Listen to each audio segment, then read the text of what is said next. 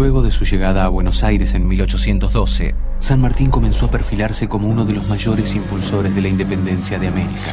San Martín llega al Río de la Plata y ofrece sus servicios. Tenía que demostrar su adhesión incondicional a la revolución. San Lorenzo es en chico lo que va a suceder después en Chacabuco, en Maipú. Tras la victoria de San Lorenzo, el triunvirato decidió encargarle el mando del Ejército del Norte, por entonces comandado por Manuel Belgrano. Belgrano triunfa en Tucumán y Salta, penetra en el Alto Perú, hoy Bolivia, Vilcapugio y Ayohuma. Al producirse la derrota de las tropas en los campos de Vilcapugio y Ayohuma, en el Alto Perú, las fuerzas de Belgrano dejaron un extenso territorio otra vez en manos de los realistas y un futuro incierto para la campaña libertadora. San Martín sabía perfectamente que por ese lado no se iba a cumplir con el propósito de alcanzar la independencia. El objetivo tenía que ser Lima. Y la forma era desde Chile en una operación anfibia. Chile era un trampolín, que quien dominase le permitía amenazar al otro mientras mantenía su corazón, su hinterland, protegido. La ofensiva para San Martín era por el lado cordillerano. Y ahí viene el gran drama, que era montar un ejército y cruzar la cordillera.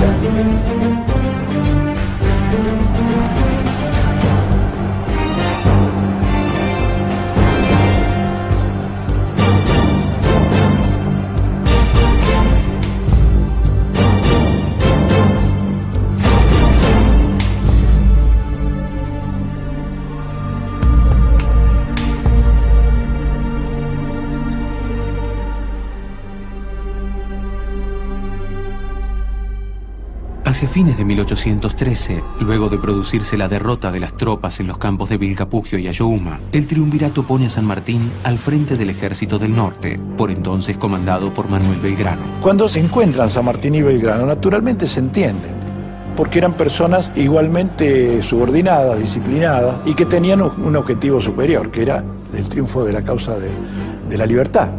Belgrano se pone a las órdenes de San Martín y le transfiere el mando en el encuentro de la posta de Yatasto. San Martín habla con Belgrano y Belgrano le dice que por el norte va a ser muy difícil llegar al Perú, imposible.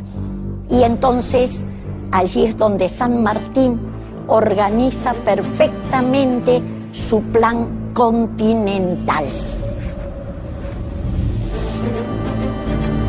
¿En qué consiste el plan continental? En armar un pequeño ejército bien armado y pertrechado y bien entrenado en Mendoza. De allí cruzar la cordillera, tener un gobierno amigo en Chile, dice en su plan original, porque todavía Chile es independiente, no ha sido invadido cuando él idea el plan continental, y cruzar desde Chile el Océano Pacífico para atacar la capital del Virreinato del Perú, Lima, directamente al corazón del poder español en América. Hacia el año 1800, el general escocés Thomas Mayland diseñó un plan para capturar Buenos Aires y Chile. José de San Martín pudo haber conocido los pormenores de este plan durante su estadía en Londres en 1811. Hay mucha gente que prefiere esta idea que dice que el plan continental solo pudo haber surgido del genio de San Martín. Lo cierto es que tiene semejanza con otros planes anteriores que andaban dando vuelta en el mundo militar de la época, los cuales, básicamente preparados por Inglaterra, estaban orientados a quitarle a España parte del imperio colonial en América. No tengo dudas que debió haber tenido acceso y debió haber revisado todos los antecedentes. Y yo insisto en esto, hay una enorme diferencia entre imaginar un plan como el continental y ejecutarlo. El gran mérito de San Martín, en todo caso, fue la ejecución. Luego del encuentro con Manuel Belgrano y la elaboración del plan, San Martín acordó con Martín Miguel de Güemes la defensa de la frontera norte y comenzó a preparar una futura estrategia militar mientras se retiraba a reponer fuerzas en la provincia de Córdoba.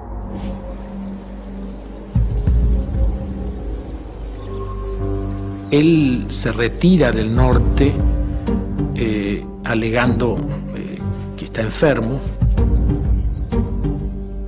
Él tenía una úlcera provocada por las tensiones políticas, económicas, militares, naturalmente, y cuando se alejaba del ejército, cuando iba a reparar su salud con licencia a Córdoba, se curaba.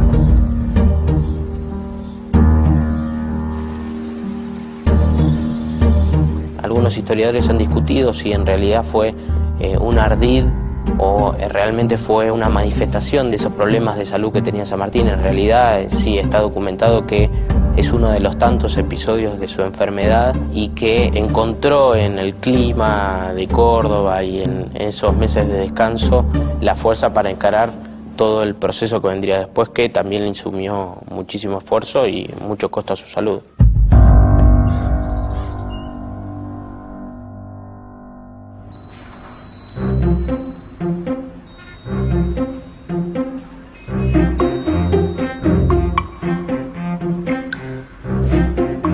En 1814, Gervasio Antonio Posadas nombró a San Martín gobernador de Cuyo como primer paso para establecer la campaña hacia Chile y Perú. Con solo 36 años, se hizo cargo de los destinos de la región. San Martín fue a Mendoza, como todos sabemos, y no solamente quiere ser el comandante en jefe de las tropas, sino que también pide el mando político para ser el que realmente no tuviera trabas en su acción de gobierno. San Martín, cuando se hace cargo de la gobernación e intendencia de Cuyo, tiene que poner en movimiento una economía para la guerra, pero de una forma tal lo hizo que sentó las bases del desarrollo económico posterior cuyano. Como gobernador de Cuyo, San Martín inicia una gestión dedicada a la organización política y militar del territorio, al tiempo que establece bases para el desarrollo económico y cultural de la región.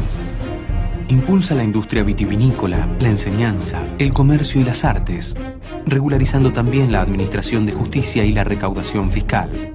De este modo, en poco tiempo San Martín se ganó el respeto de la ciudadanía y con él, el apoyo y los recursos necesarios para organizar el ejército de los Andes.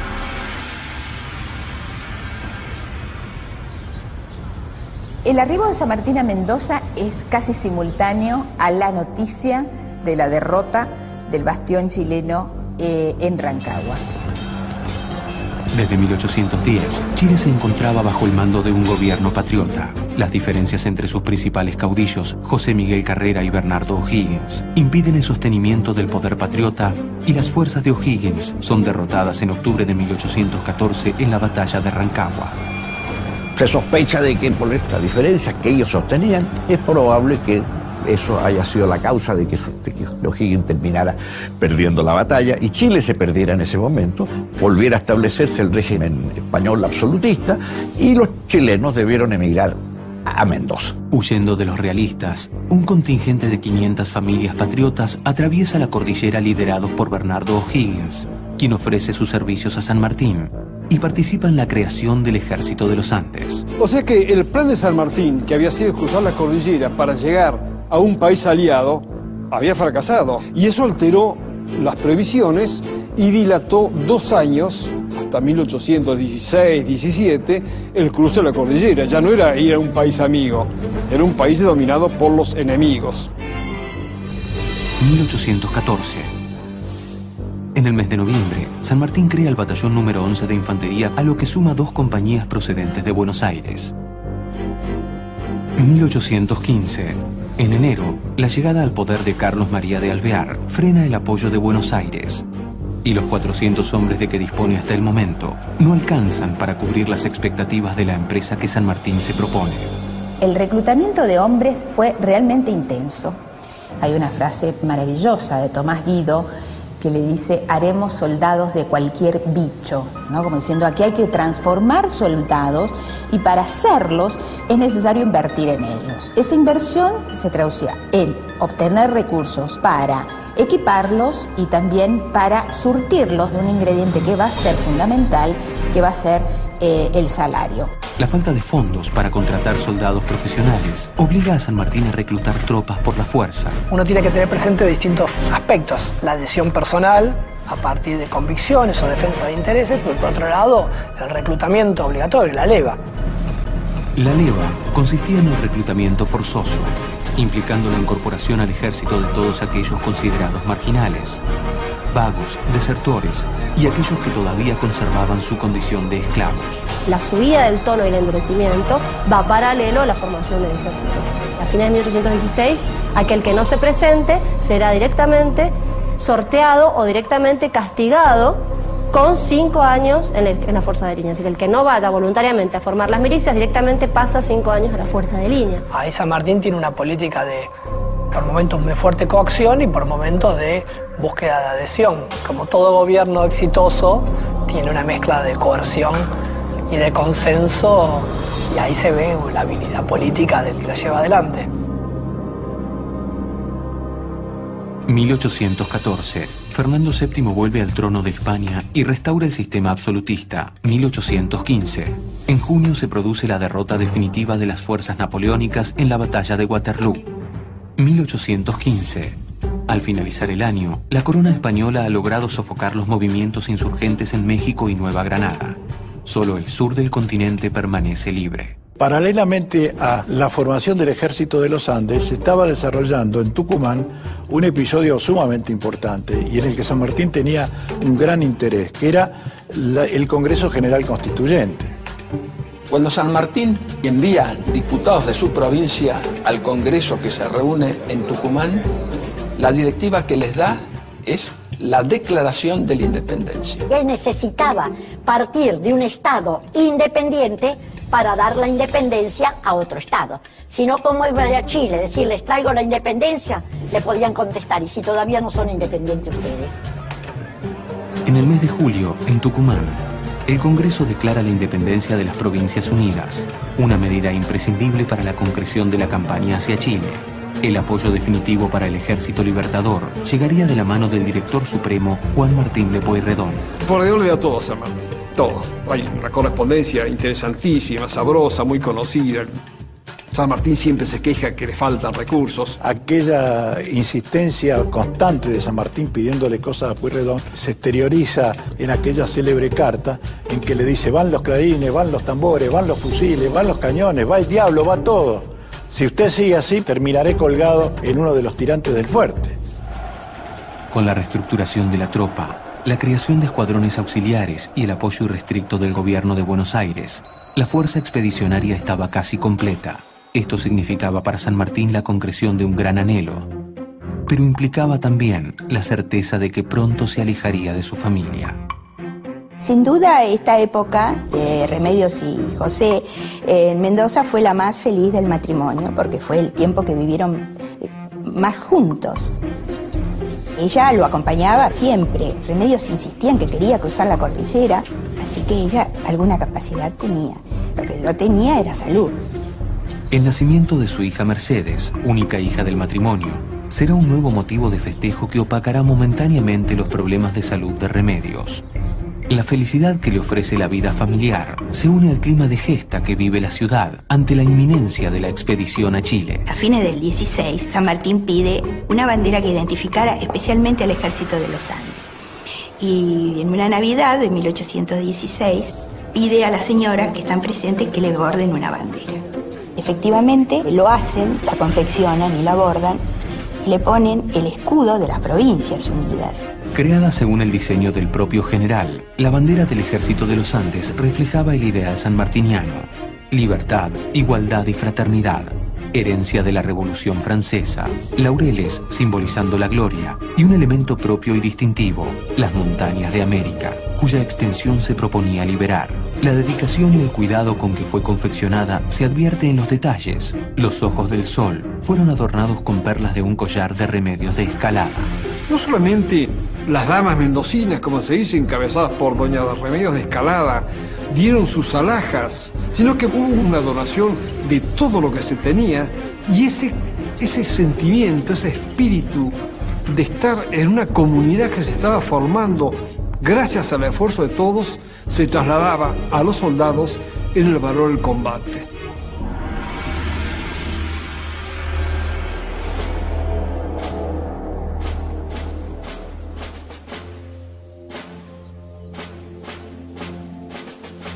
En septiembre de 1816, San Martín determina el traslado de la totalidad del Ejército de los Andes al campo de instrucción de El Plumerillo. Solo queda exceptuado de la medida el batallón de cazadores, que permanece en San Juan. Ahí, en una forma muy rígida, San Martín comienza a preparar su ejército con una profesionalidad, si se puede decir, que no se había visto en el país. El ejército de los Andes, bajo las órdenes de San Martín, quedaba conformado de la siguiente manera: cuartel general y estado mayor, a cargo de Bernardo O'Higgins y Estanislao Soler. Las fuerzas de línea, compuestas por el batallón número 1 de cazadores, los batallones número 7, 8 y 11 de línea, el batallón de artillería y el regimiento de granaderos a caballo. La estructura bélica se completaría luego con las especialidades de barreteros de minas, arrieros y vaqueanos, a lo que se sumó la vicaría castrense y los cuerpos de sanidad y bagajes.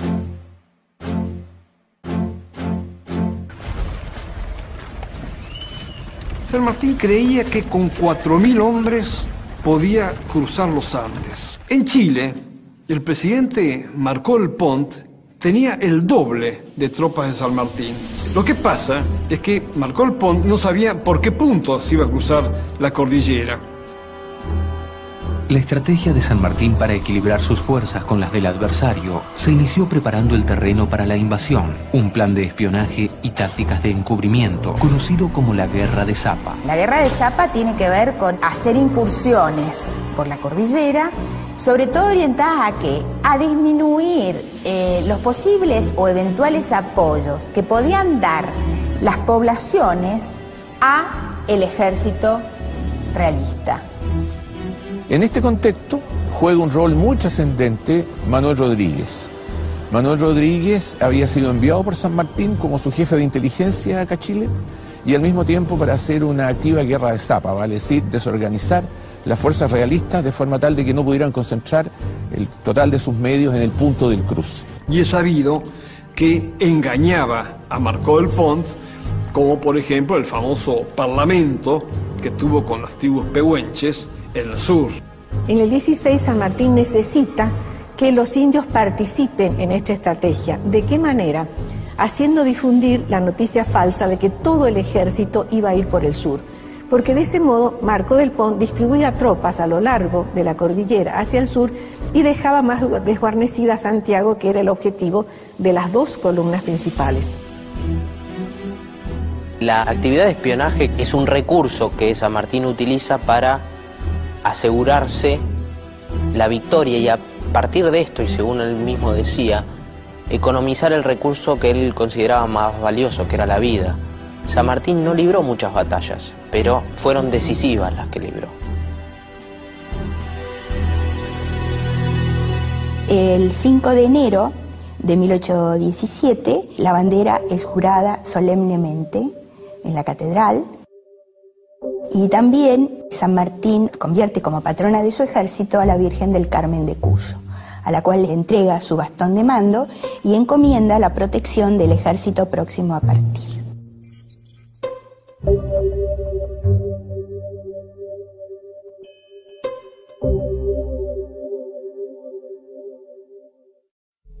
San Martín calculaba, pero con precisión matemática, lo que debía hacer el ejército y por dónde debía cruzar la cordillera. Y más que los hombres que le hacían falta para la empresa, lo asustaba, lo dijo casi en esos términos, la mole, el macizo andino, que era algo pavoroso de ver desde Mendoza. Ante la inminencia del cruce de los Andes, es bueno preguntarse qué dificultades ofrecía el terreno por donde debían transitar las tropas libertadoras. Era cruzar una de las más altas cordilleras del globo, quizá la más alta en ese momento que se podía cruzar porque los Alpes son más bajos y los Himalayas eran absolutamente inaccesibles. O sea que en esa época era la cordillera más alta del globo que podía llegar a ser cruzada. Pero no tenía caminos perfectamente hechos ni perfectamente marcados por los cuales cruzar, sino que había que ir haciendo la senda por lechos de ríos y había que llevar el ejército por caminos de cornisa de cordillera, básicamente pasos de mula. San Martín ya había hecho explorar estos caminos, él mismo inclusive se había ocupado, y anotar minuciosamente dónde había pasto, dónde había agua, dónde había leña, porque a partir de allí había que determinar los puntos donde el ejército debía acampar.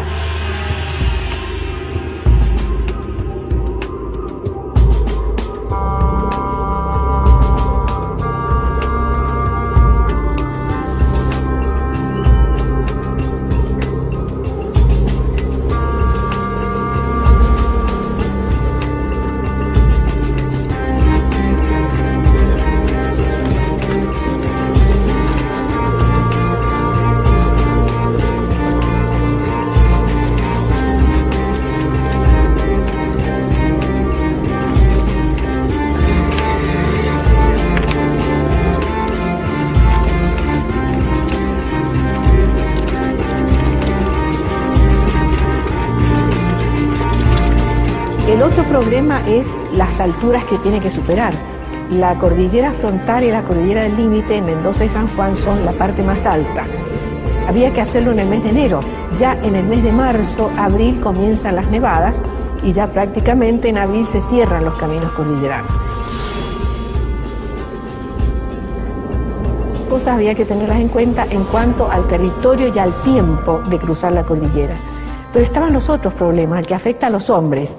La indumentaria de los soldados durante el cruce era similar a la utilizada por los arrieros de la época. A modo de cama se utilizaba la montura. Como complemento del uniforme, la tropa fue provista con elementos para combatir el frío. San Martín dispuso que se repartieran ponchos e hizo fabricar con cuero de res unos tamangos altos, indicando que se recogieran trapos de lana para forrarlos, pues según él, la salud de la tropa es la poderosa máquina que bien dirigida puede dar el triunfo y el abrigo de los pies es el primer cuidado. En lo que respecta a la alimentación, San Martín llevó ganado en pie para faenar en los momentos en que el ejército acampaba en la alta montaña, y después lo que llevaban como alimentación era el charque, la carne salada secada al sol y preparada con sal, que eso se cargaba en barriles o en petacas de cuero, y cuando se llegaba al campamento se prendían las fogatas, se realizaban los que se llamaban guisos valdivianos, porque se habían inventado o eran comunes en Valdivia, en el sur de Chile, este tipo de guiso especial. Se preparaba esa especie de sopa espesa que se le llamaba valdiviano, hecho con charqui, o sea, la carne seca, molida, y luego se le ponía grasa, agua y ají, y entonces esto era el caldo que ellos tomaban. Se había calculado el llevar cebollas, tanto para los animales como para los hombres, porque combatía la puna, el soroche. El apunamiento o soroche normalmente provoca cefaleas, náuseas, trastornos del sueño y debilidad. A partir de los 1500 metros de altura comienzan a aumentar el ritmo cardíaco y respiratorio. Gran parte de la travesía del Ejército de los Andes se llevó a cabo entre los 2500 y los 4000 metros de altura. La mayoría de la iconografía escolar muestra a San Martín cruzando a caballo, pero es un ícono escolar para lámina de colegio y no es la realidad. La realidad es que había que cruzar en mula. Los caballos iban detrás y custodiados por milicianos de Mendoza que estaban encargados de proteger y cuidar a los caballos. Tenían que llegar sin carga, sin cansarse y listos para el combate. Y porque San Martín sabía que cuando llegara al otro lado de la cordillera, inmediatamente se iba a encontrar con el enemigo e inmediatamente tenía que pasar a la acción. En diciembre de 1816, los efectivos de todas las unidades de línea, servicios y tropas auxiliares del Ejército de los Andes arrojaban un total de 5.423 hombres. Disponía además de 18 piezas de artillería, 1.500 caballos y 9.280 mulas.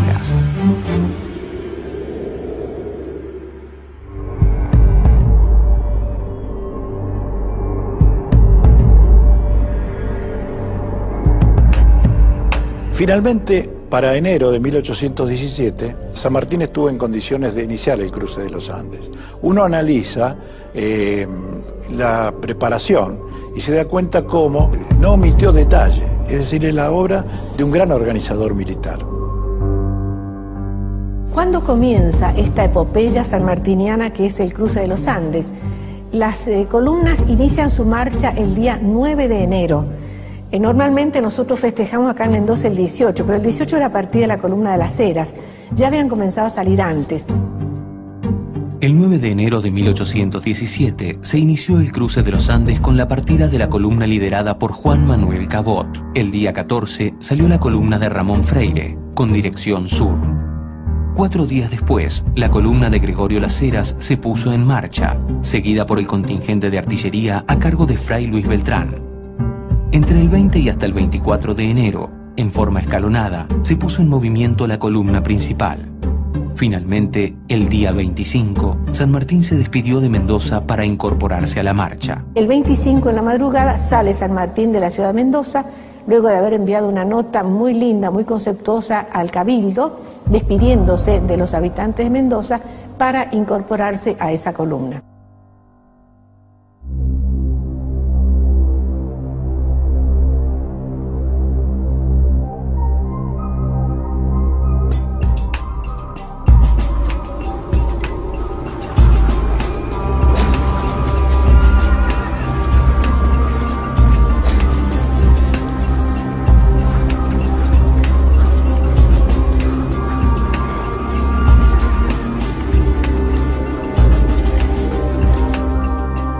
La separación de su ejército en 6 columnas permitiría a San Martín encontrar una resistencia menor para las 2 integrantes de la división principal, que cruzaba la cordillera a la altura de Santiago. 2 columnas auxiliares al sur y otras 2 ubicadas al norte completarían la estrategia de dispersión de las fuerzas realistas. El presidente de la audiencia de Santiago de Chile, que era Marco del Pont, necesitaba ser distraído para que él no supiera por dónde iba a ir el golpe principal.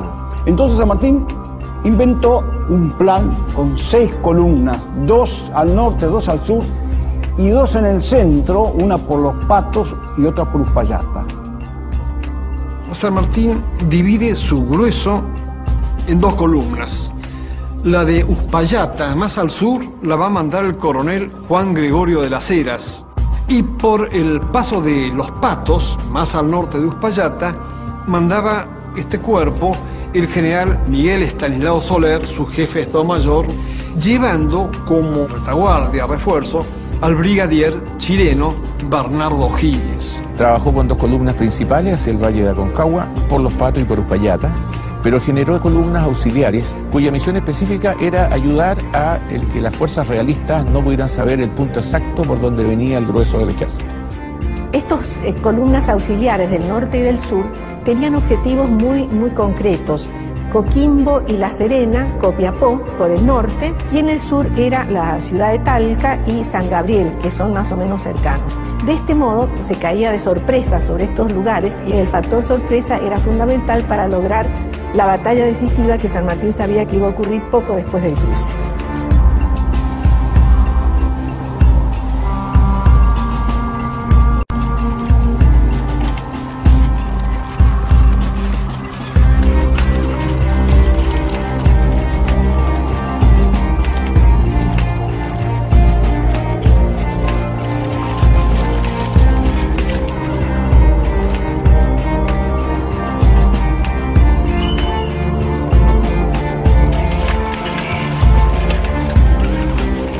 Por el lado de la columna de las Heras, cruza desde el campo de instrucción la estancia de Canota y luego por la quebrada de Santa Elena desemboca en lo que hoy es la villa de Uspallata, que en aquel momento era la estancia. La columna de las Heras acampa en la estancia de Uspallata. Ahí estaba la posta de Uspallata, que era la que jugó también un papel fundamental porque tenía que recibir las comunicaciones que mandaba o Soler o San Martín desde la columna principal para avisar a las Heras que avanzara o retardara la marcha de acuerdo con el itinerario que iba haciendo la columna principal para que las 2 desembocaran al mismo tiempo ya del otro lado de la cordillera.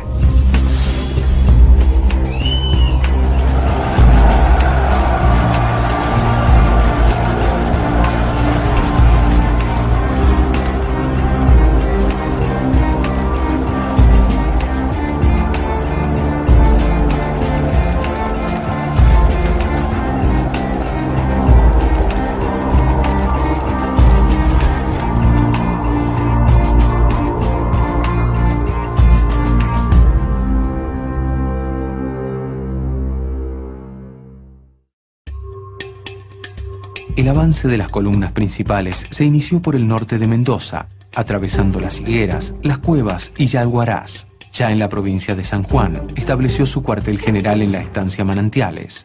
Desde allí, la tropa cruzó por el paso de las Yaretas o Los Patos hacia Chile. En Manantiales, San Martín establece prácticamente su campamento más importante. Allí había hecho llevar ganado en pie.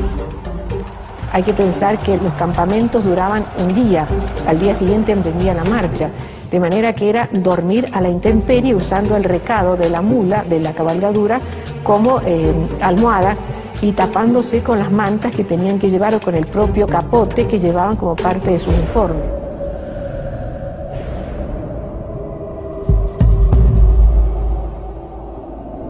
Entre el mes de enero, que se inician las acciones, los avances de la columna sanmartiniana, y el 8 de febrero, que se llega al Valle de Aconcagua, suceden algunos pequeños combates, escaramuzas, tiroteos, que muestran que el ejército de San Martín es agresivo y que viene decidido a cruzar la cordillera y a no tener problema ninguno. Salvo un contraste muy ligero, porque eran choques de pocos efectivos de uno y otro lado, fueron éxitos de las tropas independientes. Tenemos la sorpresa a la Guardia de Picheuta el día 24 de enero y al día siguiente el combate de Potrerillos, cuando Las Heras, que está en Uspallata, manda un destacamento a las órdenes de Enrique Martínez, que se enfrenta con los españoles en Los Potrerillos, en la zona de Punta de Vacas.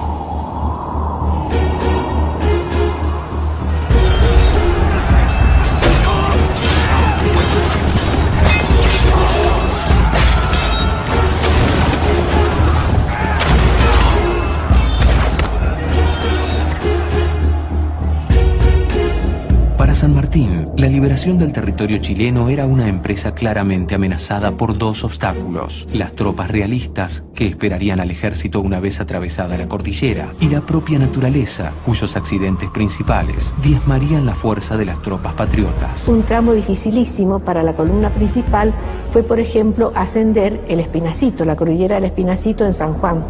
Recordemos que el nombre era el Espinazo del Diablo, un lugar dificilísimo de más de 5.000 metros de altura, donde O'Higgins, que es el que manda el parte a San Martín, le dice que va a descansar porque los hombres, después de haber hecho ese cruce, están sumamente fatigados, por lo tanto necesita reponer energías por las dificultades que ha presentado el cruce de esa cordillera.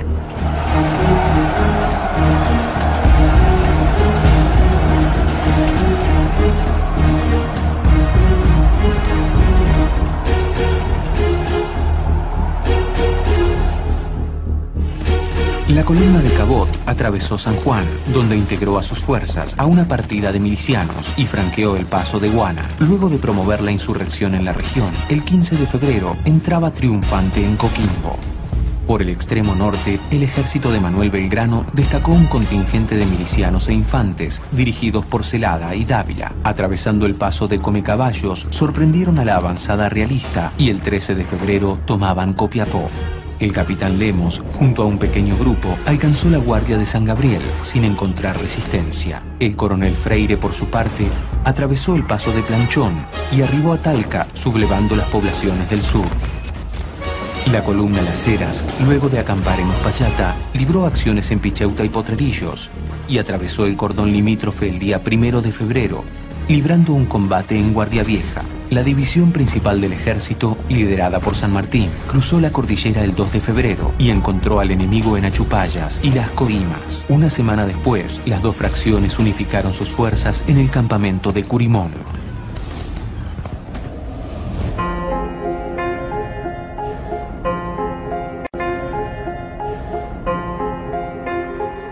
El ejército tuvo 300 bajas, entre heridos y muertos, en el cruce de la cordillera. Y eso para un ejército de 3.800 hombres es una baja importante, es un número importante. De las 10.000 mulas que iniciaron la marcha, murió la mitad. Pero esa mitad murió no por frío, sino por hambre. Las otras grandes cantidades de bajas fueron debidas al frío de la noche. Sucedía de dos maneras: o porque se quedaban dormidos en lugares en donde estaban solos, es decir, por ejemplo, estaban de centinelas y el frío los adormilaba y morían congelados, o en el campamento no tomaban las previsiones de abrigo suficientes y morían congelados a la noche al dormir. En el informe oficial dirigido al director supremo, el general San Martín deja constancia que entre los que perecieron por el frío, los enfermos y las deserciones, ha perdido unos 400 hombres. Entre los pertrechos malogrados, se cuenta la pérdida de la mitad de las mulas y una tercera parte de los caballos. El cruce de la cordillera es una operación militar digna de ser estudiada, y así lo fue en muchas academias internacionales. La campaña de los Andes no tiene comparación en el mundo, se le asemeja en algo, si se quiere, la campaña de Napoleón. El cruce de los Andes de San Martín es comparable, sí, al de Aníbal, al de Napoleón en los Alpes, pero con una gran diferencia. Aníbal y Napoleón cruzaron los Alpes para conquistar. San Martín cruza los Andes para liberar. Por eso algún historiador ha dicho que el cruce de los Andes, por las características que tiene y por los obstáculos que venció y por la estrategia con que fue planificado, fue la primera gran batalla de la campaña libertadora de Chile. Después vendrían Chacabuco y Maipú, pero si no hubiera existido el cruce no se hubiera logrado lo demás.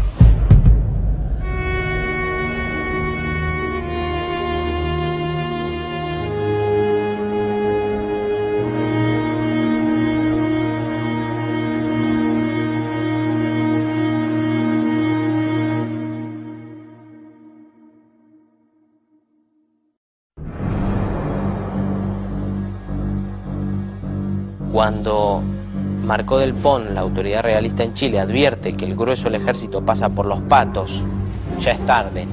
No se puede volver para atrás. No está claro hacia dónde se va, pero está muy claro que hacia atrás no se puede volver. Había un lugar donde San Martín había previsto que ahí iba a dar la batalla, que es la cuesta de Chacabuco. San Martín había planeado un ataque frontal. El aferramiento es cuando yo inmovilizo una fuerza para poder caer sobre el flanco de ella. Brigadier Maroto, hágase cargo. Yo le voy a mandar los refuerzos posibles. Y le va 2.000 hombres. San Martín traía 3.500. Cuando Higgins llega a la cuesta, en vez de ver las fuerzas realistas varios kilómetros al sur, los tiene a una distancia bastante menor. Era tremendamente difícil, después de todos esos años, estar frente al enemigo y no atacar. San Martín había dado instrucciones de no atacar a los realistas. Pero Higgins se precipitó, no cumplió las órdenes. Casi compromete toda la batalla de Chacabuco y con ella todo el tremendo esfuerzo de montar un ejército y de cruzar los Andes. De la fuerza total realista llegaron a Santiago menos de 200 hombres. El resto cayó prisionero, murió en el campo de batalla. Chacabuco es la culminación de un pensamiento político militar de San Martín.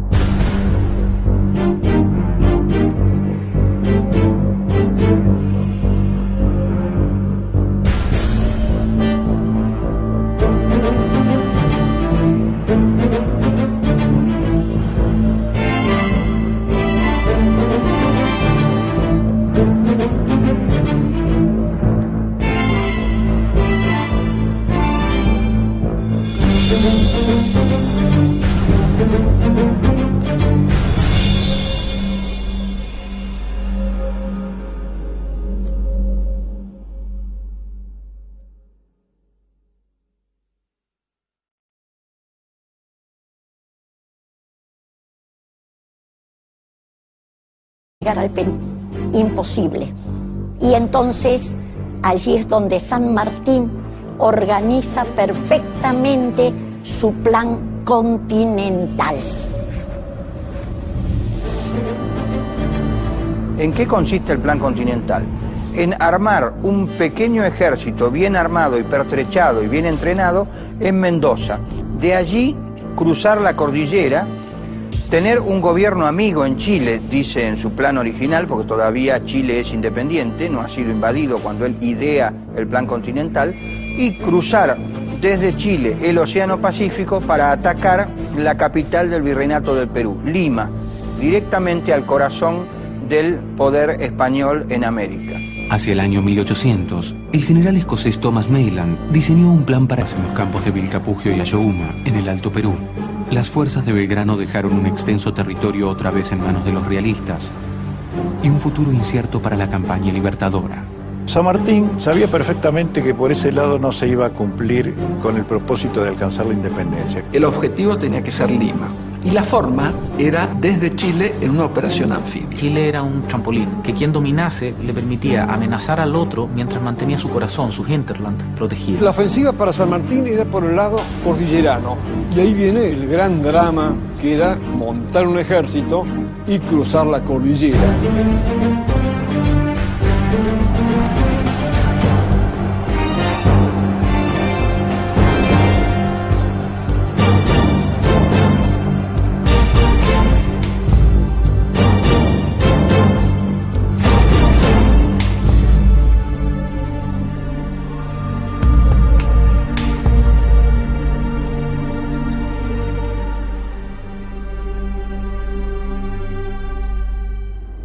Hacia fines de 1813, luego de producirse la derrota de las tropas en los campos de Vilcapugio y Ayohuma, el triunvirato pone a San Martín al frente del Ejército del Norte, por entonces comandado por Manuel Belgrano. Cuando se encuentran San Martín y Belgrano, naturalmente se entienden, porque eran personas igualmente subordinadas, disciplinadas, y que tenían un objetivo superior, que era el triunfo de la causa de la libertad.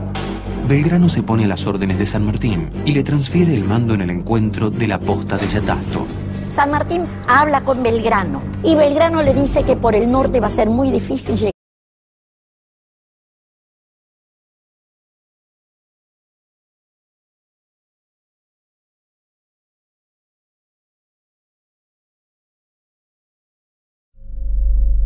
Luego de su llegada a Buenos Aires en 1812, San Martín comenzó a perfilarse como uno de los mayores impulsores de la independencia de América. San Martín llega al Río de la Plata y ofrece sus servicios. Tenía que demostrar su adhesión incondicional a la revolución. San Lorenzo es en chico lo que va a suceder después en Chacabuco, en Maipú. Tras la victoria de San Lorenzo, el triunvirato decidió encargarle el mando del Ejército del Norte, por entonces comandado por Manuel Belgrano. Belgrano triunfa en Tucumán y Salta, penetra en el Alto Perú, hoy Bolivia, Vilcapugio y Ayohuma. Al producirse la derrota de las tropas, capturar Buenos Aires y Chile, José de San Martín pudo haber conocido los pormenores de este plan durante su estadía en Londres en 1811. Hay mucha gente que prefiere esta idea que dice que el plan continental solo pudo haber surgido del genio de San Martín. Lo cierto es que tiene semejanza con otros planes anteriores que andaban dando vuelta en el mundo militar de la época, los cuales, básicamente preparados por Inglaterra, estaban orientados a quitarle a España parte del imperio colonial en América.